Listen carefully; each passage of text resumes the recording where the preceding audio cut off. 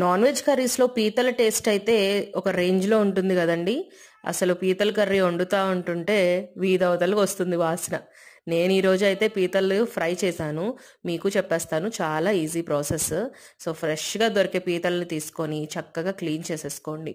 So మాకైతే ఇక్కడ పెద్ద సైజ్ పీతలు దొరికినాయి. అంటే ఒక్కొక్క పీతే ఆల్మోస్ట్ పావు కేజీ దాకా ఉంది. ఫస్ట్ అయితే ఆనియన్స్ని చిన్న ముక్కలుగా కట్ చేసి నూనెలో బాగా వేపుకోండి. తర్వాత కొంచెం పసుపు ఉప్పు యాడ్ చేసి ఆ తర్వాత అల్లం వెల్లుల్లి పేస్ట్ కూడా యాడ్ చేసి పచ్చివాసన పోయేంత వరకు వేపుకోవటం మర్చిపోవద్దు.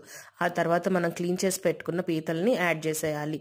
యాడ్ చేసి సిమ్లోనే అలా మూత పెట్టి ఒక 10 మినిట్స్ పాటు ఉంచండి. 10 మినిట్స్ తర్వాత ధనియాలు జీలకర్ర పొడిని వేసుకోండి. తర్వాత ఒక స్పూన్ కారం ఇంకా హాఫ్ స్పూన్ గరం మసాలా వేసుకొని ఒక 5 మినిట్స్ పాటు మగ్గపెట్టండి. ఆ తర్వాత ఒక గ్లాసు నీళ్లు పోయండి. తర్వాత పావు గంట సేపు మూత పెట్టి కూరని బాగా మగ్గనివ్వండి. మధ్య మధ్యలో కలుపుతూ ఉండండి, లేదంటే మాడిపోతాయి. ఈ నీళ్ళంతా ఎగిరిపోయిన తర్వాత కొత్తిమీరతో గార్నిష్ చేసుకోండి.